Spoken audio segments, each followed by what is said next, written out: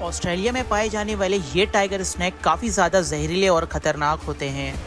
اس سانپ کے منہ میں کافی زیادہ خطرناک نیوروٹاکسک زہر ہوتا ہے، جس کی وجہ سے جان جانے میں آدھے گھنٹے سے بھی کم ٹائم لگتا ہے۔ یہ سانپ یا تو اپنے شکار کے پیروں پر وار کرتا ہے یا پھر گردن پہ کاٹتا ہے، جس سے جسم فوری طور پر پیرالائز ہو جاتا ہے اور جسم میں بلڈ فلو بھی کافی کم ہو جاتا ہے اور جسم میں کافی زیادہ پسینہ آتا ہے۔ آپ کو یہ بات جان کر کافی حیرانگی ہوگی کہ اس کے زہر کے اینٹی ڈوٹ بننے سے پہلے تقریباً 70% لوگ صرف اسی سانپ کے کاٹنے سے مر جاتے تھے۔ لیکن سب سے انٹرسٹنگ بات سانپ کی یہ بھی ہے کہ اتنے خطرناک ہونے کے باوجود بھی یہ سانپ انسانوں سے کافی زیادہ ڈرتے بھی ہیں۔ یہ اس ٹائم حملہ کرتے ہیں کہ جب انہیں لگتا ہے کہ یہ پوری طریقے سے پھنس چکے ہیں اور اب حملہ کرنے کے سوا اور کوئی راستہ نہیں ہے۔ اس سانپ کو ٹائیگر اسنیک اس وجہ سے کہا جاتا ہے کہ ان سانپ کی باڈی میں ٹائیگر کی طرح بلیک آؤٹ لائن ہوتی ہے۔